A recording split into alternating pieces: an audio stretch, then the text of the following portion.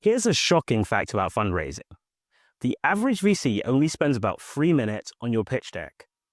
One of the slides they spend the most time on is your team slide, so it's really important that yours is good for you to be successful. To help you make better ones, in this video, I take the team slide of a company that's successfully raised and break down what it does well and what it does badly based on my experience as a VC. Let's start. So here's the slide. I'm not going to spend that much time talking to you about it because essentially as we go through what it does well and what it does badly, we're going to hit on all of the details. But for a little bit of context, this slide was made by a company called Bilingua App. They are making a language learning app, and they were at the time raising 1.1 million for I think a pre-seed or seed round in 2020. And they were successful, which means that the slide has to have at least a sufficient level of quality. So let's actually look at those quality points first. So starting with the good, there are 4 things that the slide does well. The first thing it does well is it's really good at having content that establishes founder pedigree. We have these call outs to companies that they worked at, Google, Meetup, and then actually in the lower level text, eBay, LinkedIn, etc. So they're really good at pointing to places where the team used to work that VCs are going to be attracted to and are going to like and are going to respect. Unfortunately, VCs are quite elitist. And so it does really help founders when they worked at somewhere like Stripe or like an investment bank or somewhere prestigious to say, hey, I worked at a prestigious space. And that will just get them more excited about your deal than if you hadn't said that. The second thing that they do well is they point to what we call domain expertise. So I have a whole long blog post on domain expertise, but essentially they say to the listener, they say to the reader that, hey, you see that problem that we're solving, which is language learning. We have a lot of experience with language learning and actually working on that problem. So the founder and CEO was a language teacher, which is really helpful. And then Anya, I guess the customer manager, is a polyglot. And that really helps in the VC psyche because they start to think, okay, these people have an affinity with the problem. They're not just newcomers in the area. They probably know the difficulties. And they also maybe have a much better idea than the average person how to solve the problem. So that increases investor confidence.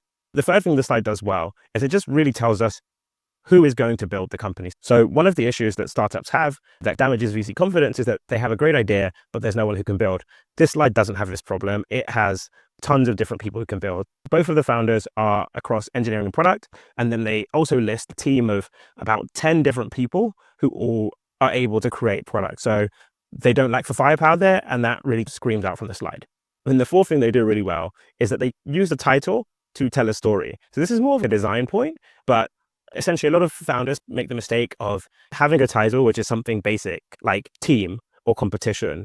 And this sounds good because signposting what the slide is about, but in reality, VCs really skim read. And so oftentimes the title might be the only thing they really read. And the title is to catch their interest / leave them with like a message that you want them to have. And so the title that they have here, built by Google and Meetup teams, is really helpful because it essentially points to that pedigree that we were talking about when we were talking about the first thing they did well.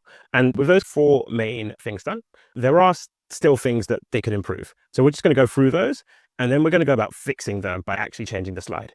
So the first thing is that parts of the experience, parts of like the really interesting places they worked and these prestigious institutions they worked at are really easy to miss. So yes, they mentioned Google and Meetup in the title, but it's very easy if someone's again skimming for decks for you to miss that they were at eBay, LinkedIn, and Bond Street. The second issue they have is that domain expertise is also easy to miss. So yes, you have the domain expertise, and yes, it's in these sub-bullets, but the thing about these sub-bullets is that they're just really, really small. And when you have these small sub-bullets, what happens is that, again, the skim reader just doesn't get to that point. And so with something as important and as valuable as domain expertise, you want it to be more prominent. The third issue that we have is that Anya's bio, the third named team member's bio, just isn't that VC friendly. There's this core issue where like VCs are unfortunately kind of elitist. And the first 2 founders, they play into that VC elitism. So they talk about where they used to work, etc. But when it comes to Anya, there isn't what I like to call sugar for VCs to hang on to, whether that's in the logos they worked for saying, hey, I work for Stripe, or actually in the highlights and achievements that she has. 2 of the founders appear really, really strong. And then this third employee doesn't appear as strong as the other founders, which dilutes the density of the page. And we'll go into fixing that in a second. And then the last issue that we're going to fix is that the founder bios are really focused on where they work. So you've got all of this name dropping, Google, eBay, LinkedIn, Meetup, etc. And that is really good. It is really helpful. But the thing that could take this to the next level is actually talking about, okay, cool things you've achieved at these places, because a lot of people have worked at Google, but Team Slide is also always an opportunity to impress investors with real concrete things that you did and worked on.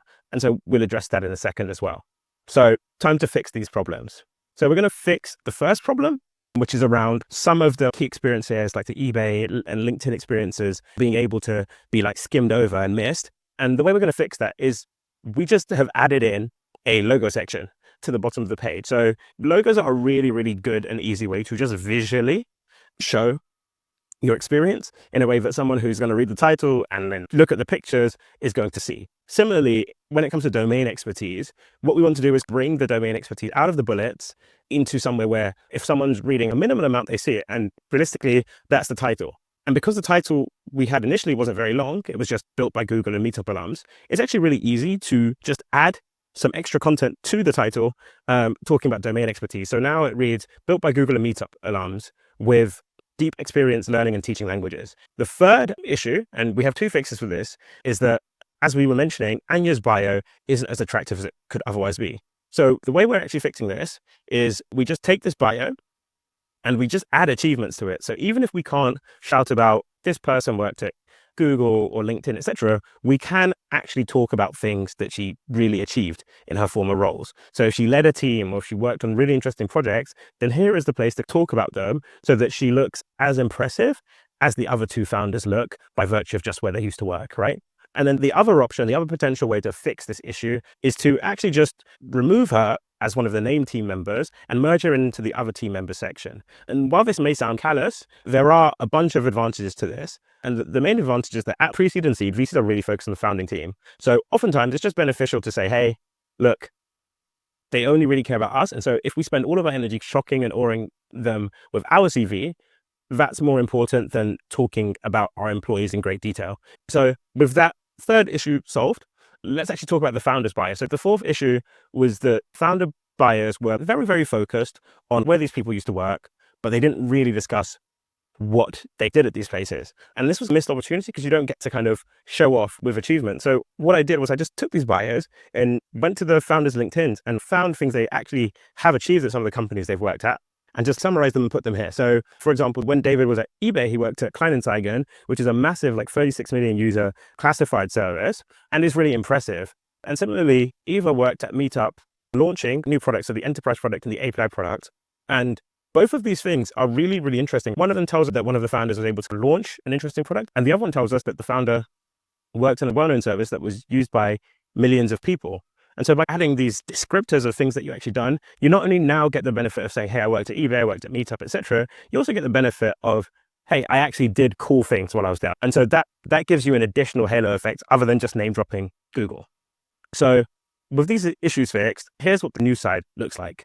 I think one final point that I didn't have time to do is that I would just give it a general design revamp. I think this slide could look pretty. I probably would use a service pitch, but really what I was focusing on for this thing was just on the content side and how to make the content really pop and really valuable. Thanks for watching. If you found this video useful, I would really appreciate it if you could share this with other founders. Also, if you would like to work on your fundraise with help from an ex-VC, you can book a free call with me using the calendar links on my profile or on the Pitch Doctor website.